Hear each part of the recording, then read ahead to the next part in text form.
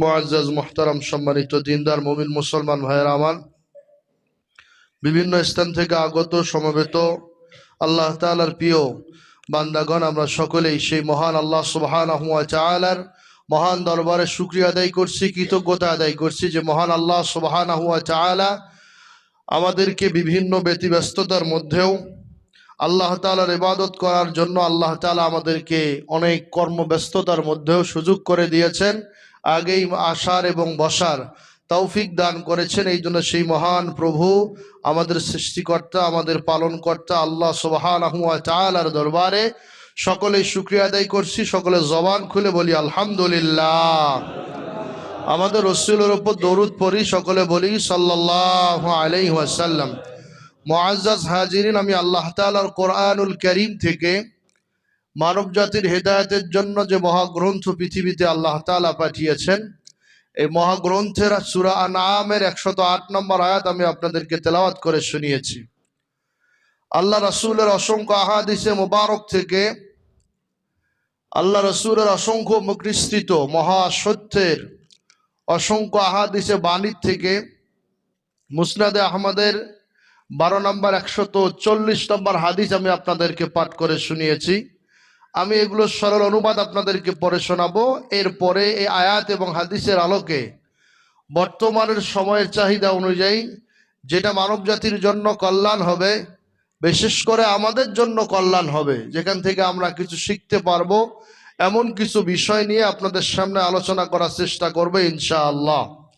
মুআজ্জাজ হাজিরিন, আমি যে আয়াতে কারিমা তেলাওয়াত করেছি, আল্লাহ সুবহানাহু ওয়া তাআলা কোরআনুল কারীমের সূরা আনআমের 108 নম্বর আয়াতে আল্লাহ সুবহানাহু ওয়া তাআলা আমাদেরকে একটা মেসেজ দিচ্ছেন যে, ও দুনিয়ার মানুষেরা, তোমরা জেনে রাখো, ওয়ালা তাসুব্বুল্লাযীনা ইয়াদউন, আল্লাহ সুবহানাহু ওয়া তাআলা বলেন, ওয়ালা তাসুব্বুল্লাযীনা, তোমরা গালি দিবে না, ইয়াদউনা মিন দুনিল্লাহ, আল্লাহকে বাদ দিয়ে যারা দেব দেবীর পূজা করে, মূর্তির পূজা করে, উপাসনা করে, যারা দেবীর পূজা করে, মূর্তির পূজা করে, যারা বিভিন্ন ধরনের পূজার মধ্যে যারা নিমজ্জিত থাকে, আসলে তারা যাদের পূজা করে তারা কি সেই পূজা পাওয়ার উপযুক্ত? কি উপযুক্ত নয়। কিন্তু তারপর আল্লাহ পাক রব্বুল আলামিন পৃথিবীতে মানুষ পাঠিয়েছেন, এই মানুষগুলোকে তার ব্যক্তিগত মত প্রকাশের অধিকার কখনো আল্লাহ খর্ব করেন নাই। সুবহানাল্লাহ বলবেন না?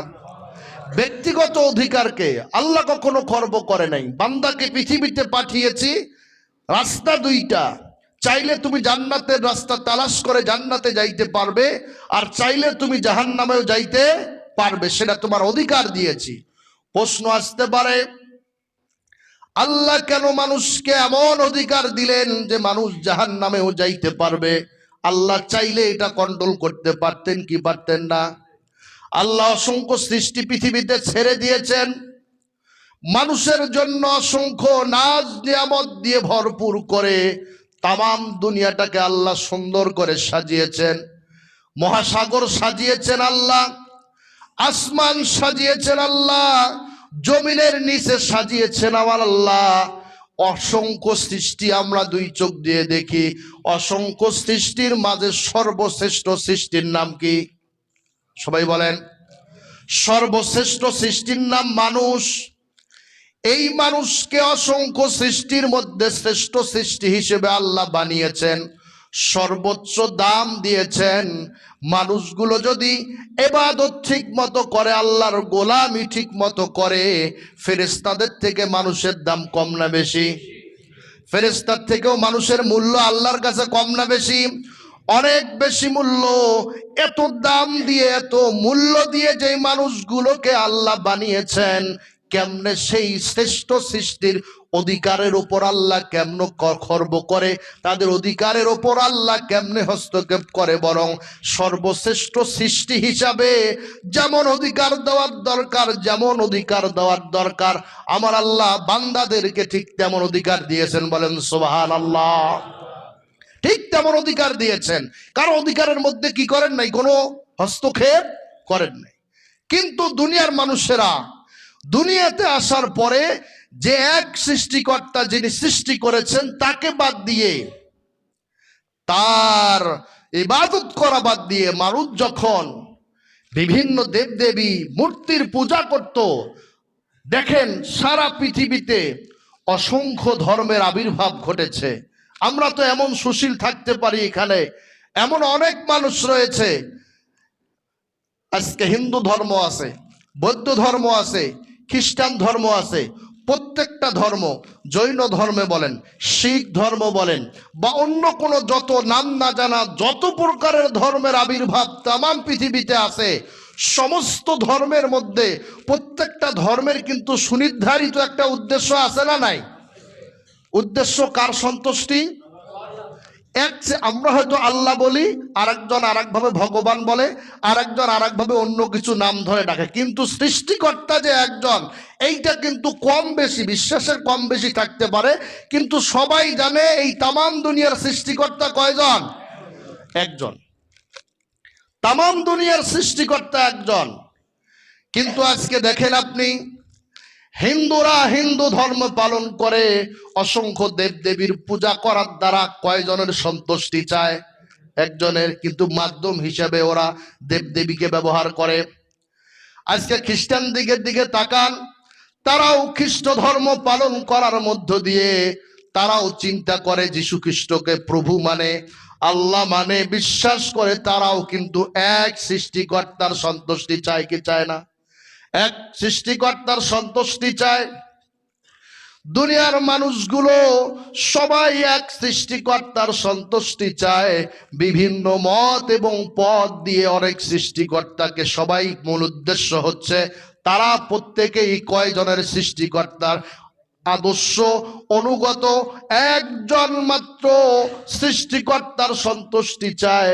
কিন্তু সন্তুষ্টি চাওয়ার মাধ্যমগুলো এক একটা ধর্মের এক এক রকম, এক একটা ধর্মের এক এক রকম। এখন আপনি সুশীল হতে পারেন, এখন চিন্তা করতে পারেন হিন্দু ধর্ম পালন করার দ্বারা আল্লাহকে পাওয়া যাবে বা এক সৃষ্টিকর্তাকে পাওয়া যাবে। মুসলমান হিসেবে আপনার বিশ্বাসটাকে আমি একটু জাজ করতেছি। মুসলমান হিসেবে আপনি চিন্তা করলেন খ্রিস্ট ধর্ম পালন করার দ্বারাও আল্লাহর সন্তুষ্টি অর্জন করা যাবে। বৌদ্ধ ধর্ম পালন করার দ্বারা আল্লাহর সন্তুষ্টি অর্জন করা যাবে। জৈন ধর্ম, শিখ ধর্ম থেকে শুরু করে যত প্রকারের ধর্মের আবির্ভাব তামাম দুনিয়ার মধ্যে আছে, সব ধর্মগুলো, এগুলো প্রত্যেকের উদ্দেশ্য হতে পারে এক সৃষ্টিকর্তা, কিন্তু এগুলো ধর্ম পালন করার দ্বারা কখনো ওই আল্লাহর সন্তুষ্টি অর্জন করা যাবে, ওই আল্লাহর সন্তুষ্টি অর্জন করা যাবে না। কারণ আল্লাহ স্পষ্ট করে জানিয়ে দিয়েছেন, বান্দা জেনে রাখো, ও বান্দা তুমি জেনে রাখো, পৃথিবীর বুকে যখন মুহাম্মাদুর রাসূলুল্লাহ সাল্লাল্লাহু আলাইহি ওয়াসাল্লামের আবির্ভাব ঘটেছে, পৃথিবীর সমস্ত ধর্মগুলোর কবর রচিত হয়ে গিয়েছে। আর কোন ধর্মের দ্বারা আল্লাহ সন্তুষ্টি অর্জন করা যাবে না। এখন আপনি মনে করতে পারেন ওরাও ভালো কাজ করে, ওরাও ওদের সৃষ্টিকর্তাকে পাইতে চায়, এই বিশ্বাস মুসলমান হিসেবে রাখা যাবে? বৌদ্ধ ধর্ম পালন করেও যদি এক সৃষ্টিকর্তাকে পাইতে চায়, এটা পাবে না। কারণ আল্লাহ পাক রব্বুল আলামিন বলেছেন, ওয়া ইয়াবতাগি গায়রাল ইসলামি দীনা, কেউ যদি ইসলাম ব্যতীত অন্য কোনো মাধ্যম দিয়ে ওই প্রভুর সন্তুষ্টি চায়, ফালাই ইয়াকবালা মিন, সেটাকে কবুল করা হবে না। সেটাকে কি করা হবে না? কবুল করা হবে না। আল্লাহ তাআলা অন্য এক জায়গার মধ্যে বলেন, ইন্নাদ-দীনা ইনদাল্লাহিল ইসলাম, পৃথিবীতে যত ব্যবস্থা রয়েছে, যত ধর্ম রয়েছে, সব ধর্মগুলোকে বাদ দিয়ে আল্লাহ পাক রব্বুল আলামিন সঠিক একটা সিদ্ধান্ত জাতিকে জানিয়ে দিয়েছেন, তোমরা জেনে রাখো, একমাত্র আমি আল্লাহর মনোনীত ধর্ম, আমি আল্লাহর সন্তুষ্টি পাওয়ার একমাত্র ব্যবস্থার নাম কি? ইসলাম। অন্য কোনো পথের মধ্যে, অন্য কোনো মতের মধ্যে এই কল্যাণ খুঁজে পাওয়া যাবে? পাবে না। একমাত্র ইসলাম। আপনাকে এই বিশ্বাসটাকে ঠিক করতে হবে। কিন্তু পৃথিবীতে মানুষ আসার পরে এক আল্লাহর গোলামি বাদ দিয়ে মানুষগুলো দেবদেবীর পূজা করে কি করে না? সবাই কথা বলেন, করে কি করে না? এই দেবদেবীর পূজা করে আল্লাহ পাক রব্বুল আলামিন জাতিকে, পৃথিবীতে সাম্প্রদায়িক সম্প্রীতি যেন রক্ষা করে, মুসলমানরা যেন কোনো ধর্মের প্রতি জুলুম না করে, এর জন্য উজ্জ্বল দৃষ্টান্ত আল্লাহ পাক দিয়েছে। তারা মূর্তি পূজা করতেই পারে, অধিকার দিয়েছে কে? বিবেক দিয়েছে, সঠিক সিদ্ধান্ত নেওয়ার বিবেক দিয়েছে, কিন্তু ভুলটা লেখারও শক্তি আল্লাহ দিয়েছেন কি দেন নাই? ভুলটাও লিখতে, কারণ এটা পরীক্ষার হল কিনা, দুনিয়াটা পরীক্ষার হল কিনা। পরীক্ষার হলে ভুলও লিখতে পারে, সঠিকটাও লিখতে পারে। তো আমরা ভুল, আরেকজন সঠিক, আরেকজন ভুল, আরেকজন সঠিক, এইরকম হরেক রকম যারা পরীক্ষা দিয়েছে, এমনটা হয় কিনা ভুলও লেখে সঠিকটাও লেখে, কিন্তু যে ভুল লেখে তাকে তো আপনি বলতে পারেন নাই ভুলটা কাটো ঠিক করে লেখো, এমনটা হবে না। বরং আল্লাহ পাক রব্বুল আলামিন জানিয়ে দিয়েছেন, দুনিয়ার মানুষেরা তোমরা জেনে রাখো, ও দুনিয়ার মানুষেরা জেনে রাখো, তোমাদেরকে জানিয়ে দিছে, ওয়ালা তাসুব্বুল্লাযীনা ইয়াদউনা মিন দুনিল্লাহ, তোমাদের আল্লাহকে বাদ দিয়ে যারা দেবদেবীকে স্মরণ করে, দেবদেবীর পূজা করে, তাকে তোমরা গালি দিও না। তাকে কি করো না? গালি দিও না। যদি গালি দাও কি হবে? ফায়াসুব্বুল্লাহ আদওয়াম বিগাইরি ইলম, কারণ তারা তো তোমার আল্লাহর সম্পর্কে ধারণা রাখে না, জানে না, হয়তো অজ্ঞতাবশত তোমরা তার দেবদেবীকে গালি দিবে, তখন তারাও বুঝবে না, তারাও তোমার আল্লাহকে কি করবে? গালি দিবে। এই জন্য বলা আছে যে কেউ কাউকে যদি গালি দেয়, কেউ কাউকে গালি দিলে এই গালির প্রভাবটা পরস্পরের প্রতি পড়ে, পরস্পরের বাবা মার দিকে যায়। কারণ দেখা যায় যে আমি একজনকে গালি দিলাম, তার বাবা মাকে তুলে গালি দিলাম, সেও আবার কি করলো? আমাকে গালি দিল, আমার বাপ মা তুলে গালি দিল, এইরকম পরস্পর। এই জন্য খেয়াল করতে হবে যে আল্লাহ পাকের নির্দেশ হচ্ছে, ও দুনিয়ার মানুষেরা তোমরা জেনে রাখো, তোমরা এক আল্লাহকে যারা না মেনে দেবদেবীর পূজা করে, মূর্তি পূজা করে, বিভিন্ন পূজা অর্চনা করে, তাদেরকে তোমরা কি করবে না? গালি দিবে না, বা দেবদেবীদেরকেও গালি দিবে না। কারণ যদি তোমরা গালি দাও, তাহলে তারাও না বুঝে তোমার আল্লাহকে তারা কি করবে? গালি দিবে। সুতরাং সেফ থাকতে হবে। আল্লাহ রাসূল সাল্লাল্লাহু আলাইহি সাল্লাম বলেছেন, ইত্তাকু দাওয়াতুল মাজলুম, ইত্তাকু দাওয়াতুল মাজলুম, তোমরা মাজলুমের বদদোয়ার থেকে বেঁচে থাকো। মাজলুমের বদদোয়ার থেকে তোমরা কি থাকবে? বেঁচে থাকবে। যার উপর জুলুম করা হয় তিনি কি? মাজলুম। কি রকম? ইনকানা কাফির, যদিও সে কি হয়? কাফের হয়। তোমরা মাজলুমের বদদোয়ার থেকে কি থাকবে? বেঁচে থাকবে, যদিও সে কি হয়? কাফের হয়। কারণ ফাইন্নাহু লাইসা দুনাহা হিজাব, কারণ যখন কারো উপর জুলুম করা হয়, যখন কারো উপর জুলুম করা হয়, তখন সে মাজলুম হয়। আর মাজলুমের মাঝে আর আল্লাহর মাঝে কোনো পর্দা থাকে না। মাজলুমের মাঝে আর আল্লাহর মাঝে কি থাকে না ভাই? কোনো পর্দা থাকে না। মাজলুম যা দোয়া করে তাই কি হয়?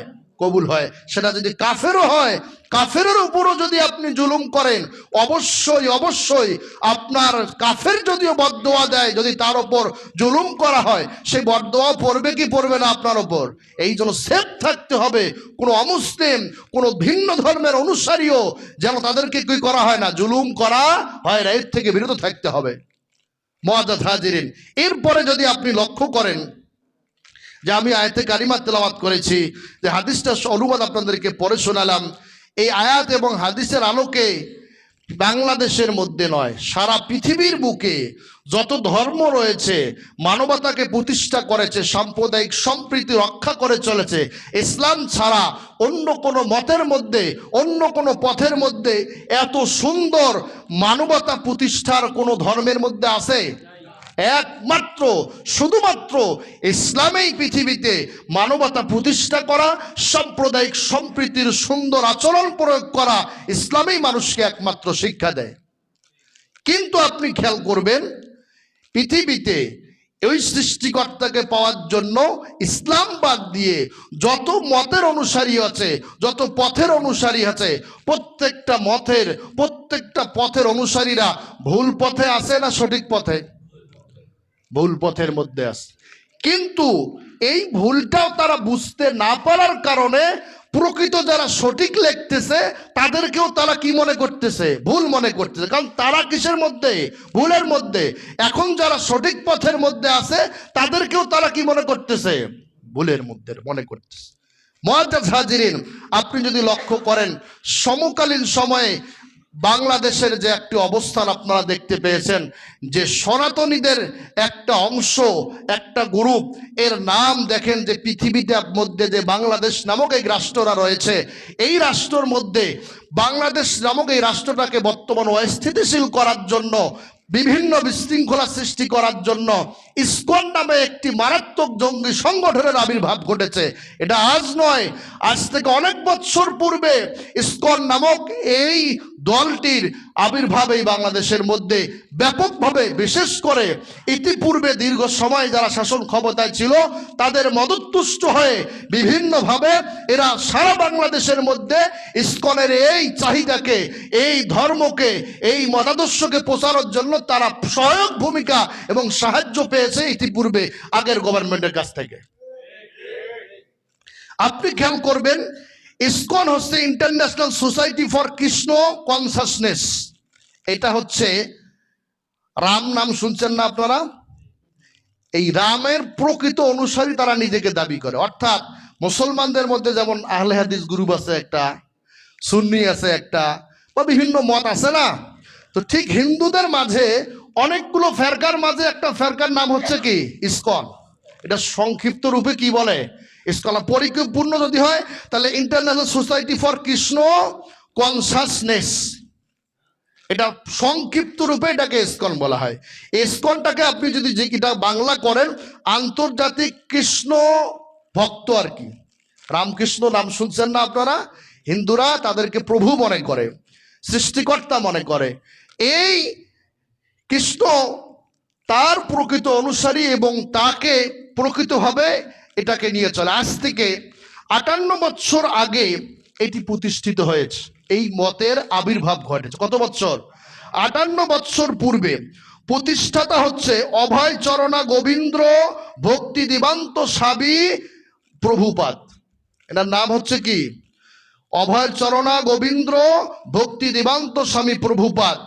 ইনি একজন হিন্দু সনাতন ধর্মের অনুসারী ছিলেন, আর ইনি প্রকৃত অধিবাসী হচ্ছে ভারতের, কিন্তু ইনি লেখাপড়া করেছে হচ্ছে যুক্তরাষ্ট্রের খ্রিস্টানদের ধর্মীয় শিক্ষালয়ে। কোথায়? খ্রিস্টানদের ধর্মীয় শিক্ষালয়ে, সেখানে শিক্ষা গ্রহণ করেছে। এবং শিক্ষা গ্রহণ করার পর 1966 সালে আপনার 13ই জুলাই সেখান থেকে এই ইসকন নামক এই মতের, এই পথের প্রচার এবং দাওয়াতি কাজ তখন থেকে শুরু করে। পড়া পড়েছে কিসে? লেখাপড়া কিসের? খ্রিস্টান মিশনারি স্কুল কলেজে লেখাপড়া করেছে। তাহলে কেউ যে মতের, যে পথের চিন্তার প্রতিষ্ঠানের মধ্যে লেখাপড়া করে, তার চিন্তা, তার মত ওই খ্রিস্টানদের মত, এবং সেই চিন্তা তার মাথায় ঢোকে কি ঢোকে না? সেইটাকে ঢুকায় নিয়ে একটা লেবেল লাগিয়ে এটা সদর দপ্তর তৈরি করেছে হচ্ছে পশ্চিমবঙ্গের নদিয়া নামক, ভারতের নদিয়া নামক গ্রামে এটাকে সে প্রতিষ্ঠিত করেছে। আর এই ইসকন নামক এই সংগঠনটি সারা বাংলাদেশ না, পৃথিবীর প্রায় 100টা রাষ্ট্রের মধ্যে এর বিভিন্ন শাখা পোশাখা রয়েছে। কিন্তু অধিকাংশ অনেক রাষ্ট্রের মধ্যেই আবার ইসকনের এই কার্যক্রমকে সে সাময়িক সময়ের যে সকল রাষ্ট্র বা গভর্নমেন্ট ছিল তারা সেটাকে নিষিদ্ধ ঘোষণা করেছে। এই নিষিদ্ধ ঘোষণাকারীগুলোর মধ্যে হচ্ছে তারা হচ্ছে চীন পরিপূর্ণভাবে ইসকনের কার্যক্রম তার দেশে নিষেধ করেছে, আফগানিস্তান নিষেধ করেছে, সৌদি আরবে নিষিদ্ধ রয়েছে, ইরানের মধ্যে নিষিদ্ধ রয়েছে, আফগানিস্তানের মধ্যে নিষিদ্ধ রয়েছে, তাজিকিস্তানের মধ্যে নিষিদ্ধ রয়েছে, তুর্কমেনিস্তানের মধ্যে নিষিদ্ধ রয়েছে। এই রকম পৃথিবীর অসংখ্য রাষ্ট্রের মধ্যে এটাকে জঙ্গি রাষ্ট্র বলে চিহ্নিত করে এর কার্যক্রমগুলো যদিও প্রকাশিত হবে, ভালো কিছু নির্দেশ তাদের ধর্ম প্রচারের ক্ষেত্রে মন্দির নির্মাণ, ধর্মীয় উপদেশ প্রদান করা, গীতা প্রচার করা এবং বিভিন্ন কার্যক্রমের জন্য, যদিও এটাকে প্রতিষ্ঠিত করা হয়েছে, কিন্তু এর মধ্য দিয়ে মুসলিমদের মাঝে বিভাদ সৃষ্টি করার জন্য এবং মুসলিমদের মাঝে বিভিন্ন প্রকারের খারাপ সংস্কৃতি প্রচার করার জন্য, বিশেষ করে একটা রাষ্ট্রের মধ্যে রাষ্ট্রীয় কার্যক্রমের বিভিন্ন ব্যাঘাত সৃষ্টি করার ক্ষেত্রে বিভিন্ন দলীয় মতাদর্শের এজেন্ডা বাস্তবায়ন করার জন্য তারা পরস্পর এমনভাবে একটা রাষ্ট্রকে অস্থিতিশীল করার জন্য জঙ্গি কার্যক্রম চালু করে, যার ফলে এই রাষ্ট্রগুলোর মধ্যে এই সকল কার্যক্রম এবং জঙ্গি কার্যক্রমের মদতদাতা হিসেবে এই সকল রাষ্ট্র এই জঙ্গি সংগঠন ইসকনকে নিষিদ্ধ ঘোষণা করেছে। আপনাদের লালমনিতে ব্যাপক কাজ রয়েছে, আপনারা দেখবেন নয়ারহাটের আগে হয় না পরে, এই দিক দিয়ে গেলে এই পরে হয়, এটা হচ্ছে মেন সেন্টার। ওদের কোটি কোটি টাকা তারা বিভিন্ন দেশ থেকে পায় এই ইসকনের মাধ্যমে।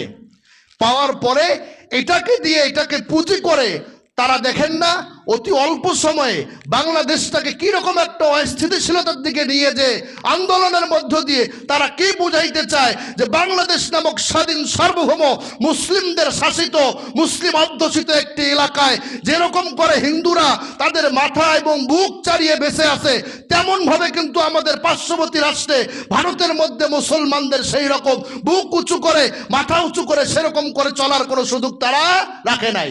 কিন্তু মানবতা শুধু তখনই দেখায় যখন হিন্দুরা কোনো প্রকারের অনাকাঙ্ক্ষিত কোনো ঘটনা সংঘটিত হয়, তখন তারা মানবতার বাদী, যারা মানবতা বিক্রি করে খায়, তারা তাদের কথাকে অনেক ভালো বলে।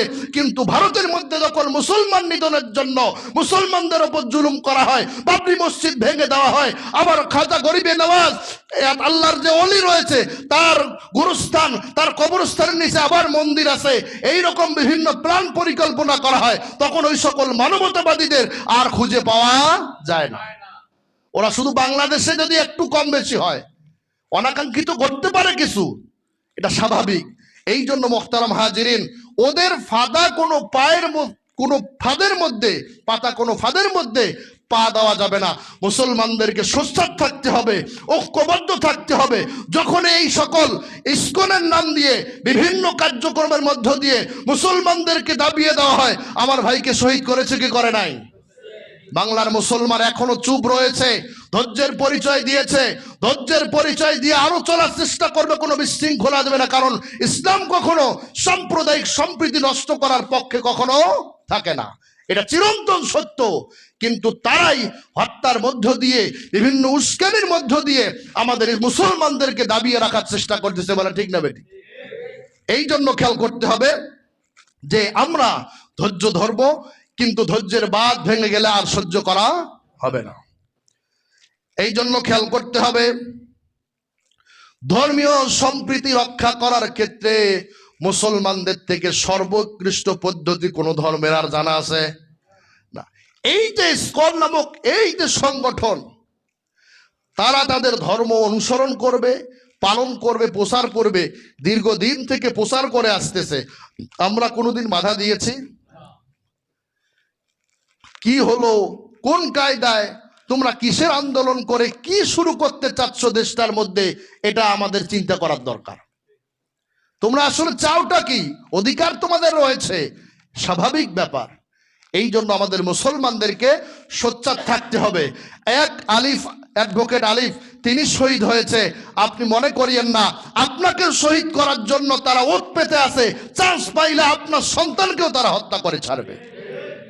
এই জন্য আপনি যদি চুপ থাকেন, আপনি মনে করেন না আপনি বেঁচে যাবেন, আপনি যত বড় বুজুর্গ হন, আপনারও বাঁচার কোনো বুদ্ধি নাই। যদি এই মুসলমান অধ্যুষিত রাষ্ট্রে ওই দাদা বাবুদের খবরদারি দিন দিন বাড়তেই থাকে, তাহলে এই বাংলাদেশ নামক রাষ্ট্রের মধ্যে মসজিদে এসে ইসলাম পালন করা, আল্লাহকে সেজদা দেওয়ার মতো শক্তিও বাংলার মুসলমানরা হারিয়ে ফেলবে। এই জন্য ঐক্যবদ্ধ থাকতে হবে। আর এই জন্য আমরা চাই না কখনো সাম্প্রদায়িক সম্প্রীতির এই সুন্দর বাংলাদেশের মধ্যে, মানবতার সুন্দর বাংলাদেশের মধ্যে আমরা কোনো ধর্মের ওপর জুলুম অত্যাচার, আমরা এগুলো ইসলাম সমর্থনও করে না, আর আমরাও এটা কখনো করব না। রাজি আছি ইনশাআল্লাহ? আমরা মানবতার পক্ষে থাকবো, ধৈর্য ধারণ করব, কিন্তু একটা কথা বলবো, ধৈর্যের বাঁধকে তোমরা কখনো অতিক্রম করার চেষ্টা করবে না। এইটা করলে আমরা আর মানবো না। এই জন্য খেয়াল করতে হবে, আল্লাহ পাক রব্বুল আলামিন স্পষ্ট করে বেঈমানদের ওপর, অন্য ধর্মের ওপর কি রকম আমাদের আচরণ হবে আল্লাহর পক্ষ থেকে এবং রাসূলের পক্ষ থেকে সুনির্ধারিত ইসলামের একটা বিধান রয়েছে। যে প্রথমেই রয়েছে আল্লাহ সুবহানাহু ওয়া তাআলা বলেছেন যে মুসলমানদেরকে যে তোমরা ভিন্ন ধর্মের ভিন্ন মত অনুসরণীয় থাকতে পারে, তাদের স্বধর্ম পালন করা, তাদের ধর্মীয় অনুশাসন মেনে চলার অধিকার ইসলাম তাদেরকে দিয়েছে। এর মধ্যে অধিকারগুলোর মধ্যে দেখো যে ইনসাফ প্রতিষ্ঠা করা। প্রথমে কি করা? ইনসাফ প্রতিষ্ঠা করা। অন্য ধর্মের লোকদের ওপরও কখনো কি করা যাবে না? জুলুম করা যাবে না। যদি জুলুম করা হয়, যদি কাফেরও হয়, তারপরও সে যদি বদদোয়া দেয়, তাহলে লাগবে কি লাগবে না? লাগবে। এই জন্য আমরা জুলুম করব না। এবং দিনের ব্যাপারে যারা যুদ্ধ করেনি, কোনো বেঈমান যদি আপনার ওপর জুলুম করে নেই, যুদ্ধের প্রস্তুতি নেয় নাই, তখন তোমারও উচিত হবে তার প্রতি সেই সহানুভূতিশীল আচরণ করা। এরপরে যদি তোমাদেরকে ঘর বাড়ির থেকে, তোমাদের দেশ থেকে বিতাড়িত না করে, তাহলেও তোমরা কোনো বেঈমানদের ওপর, অন্য ধর্মের লোকদের ওপর কি করবে না? জুলুম করবে না। হ্যাঁ, কিন্তু ঘর বাড়ি ভেঙে দিছে, থাকতেই দিতেছে না, আমাদের স্বাধীনতাও খর্ব করতেছে, তখন আরো সুযোগ আছে চুপ থাকার? সুযোগ নেই। এরপরে মদিনায় রাসূল সাল্লাল্লাহু আলাইহি সাল্লাম যখন গেলেন, মদিনায় যাওয়ার পরে ইহুদিরা রাসূল সাল্লাল্লাহু আলাইহি সাল্লামের সাথে ইহুদিদের একটা চুক্তি হয়েছিল, মৈত্রী চুক্তি, সুন্দর একটি চুক্তি সম্পাদিত হয়েছিল। সে চুক্তিগুলো দেখেন কেমন ছিল। অমুসলিম শত্রু দ্বারা, অমুসলিমরা যদি কোনো শত্রুদের দ্বারা আক্রান্ত হয়, অমুসলিমরা যদি কোনো, অমুসলিম বলতে ওখানে ইহুদিদেরকে বোঝানো হয়েছে, পৌত্তলিক যারা মূর্তি পূজা করে তাদেরকে বোঝানো হয়েছে। অমুসলিমরা যদি শত্রুদের দ্বারা, আল্লাহ রাসূল মদিনায় যাওয়ার পরে ইহুদিদের নিয়ে যে চুক্তি সম্পাদিত হয়েছে, ভিন্ন ধর্মের লোকদের নিয়ে যে চুক্তি সম্পাদিত হয়েছে, সেখানে এই বিষয়গুলো বলা আছে যে অমুসলিম যদি কোনো শত্রুর দ্বারা আক্রান্ত হয়, তখন মুসলমানরাও ঝাঁপিয়ে পড়ে অমুসলিমদেরকে কি করবে? রক্ষা করবে। এটা দায়িত্ব। অমুসলিমদেরকেও কি করবে? রক্ষা করবে। ধরেন এক অমুসলিম অন্য আর এক মুসলিম, এই যাদের সাথে চুক্তি হয়েছে, তাদের উপর জুলুম করতেছে, তখন মুসলমানরাও কি করবে? তাদেরকে সহযোগিতা করবে। আমরা ইতিপূর্বে করেছি কি করি নাই? ওদের মন্দির পাহারা দিছি কি দেই নাই? ওদের মন্দির পাহারা দিলাম, কিন্তু ওরা আমার মসজিদ ভাঙলো আর আমার ভাইকে হত্যা করলো। এরপরে আপনি যদি দেখেন যে ইসলাম গ্রহণে কাউকে জোর জবরদস্তি করা যাবে না। এটা কি নতুন শুনলেন না আগে শুনছেন? আমরা কি কাউকে ইসলাম ধর্ম গ্রহণ করার জন্য কোনো জুলুম করি, জোর জবরদস্তি করি? আমরা আমাদের দাওয়াতি কাজ পরিচালনা করি, এতে কারো ভালো লাগলে সেই ইসলামের সুশীতল ছায়াতলে আশ্রয় গ্রহণ করে। আমরা কাউকে কি করি না? জোর জবরদস্তি করি না। এরপরে সব ধরনের নিরাপত্তা দেওয়া হবে অমুসলিমদেরকে। এরপরে ব্যবসা বাণিজ্য করার ক্ষেত্রে সব ধরনের সুবিধা অমুসলিমরাও পায়। এই সুবিধা বাংলাদেশে আছে না নাই? কিন্তু বাংলাদেশে যেমন আছে, ভারতে আমাদের মুসলমান ভাইটাকে ওই রকম সুবিধা পায়? পায় না। এরপরে দেখবেন ধর্ম পালনে তাদের নিজস্ব অধিকার আছে, এটাতে কেউ সমস্যা, তাদের ধর্ম তারা পালন করবে। এরপরে রাসূল সাল্লাল্লাহু আলাইহি সাল্লাম এই চুক্তির মাধ্যমে একটি ঐতিহাসিক মানুষের মাঝে মানবতা প্রতিষ্ঠা করা এবং সাম্প্রদায়িক সম্প্রীতির সুন্দর দৃষ্টান্ত আল্লাহ রাসূল সাল্লাল্লাহু আলাইহি সাল্লাম দিয়েছেন। মুআজ্জাজ হাজিরিন, আমরা প্রত্যেকে কি করব? আমাদের পরস্পরের মাঝে, আমাদের মুসলমান ভাইদের মাঝে একে অপরের মাঝে কিরকম করে সুন্দর এবং সহানুভূতিশীল সহাবস্থান করা যায়, এই প্ল্যান পরিকল্পনা নিয়ে আমরা সকলে ঐক্যবদ্ধ থাকব। ঐক্যবদ্ধতার মধ্য দিয়ে পরস্পরের ছোট্ট কিছু মতভেদ থাকতে পারে, ভুল বোঝাবুঝি থাকতে পারে, এগুলোকে আলাদা করে রেখে এক আল্লাহর সন্তুষ্টি অর্জনের লক্ষ্যে আমরা সকলে ঐক্যবদ্ধ থাকব। যখনই ইসলামের কোনো ডাক আসবে, যখন ইসলামের কোনো অনুশাসন আমাদের উপর চাপিয়ে দেওয়া হবে, আমাদেরকে নির্দেশ করা হবে, তখন আমরা ঐক্যবদ্ধ হবে সেই কাজটাকে বাস্তবায়ন করার জন্য রাজি আছি তো ইনশাআল্লাহ। আল্লাহ তাআলা আমাদের সবাইকে বুঝে শুনে আমল করার তৌফিক দান করেন। সকলে বলে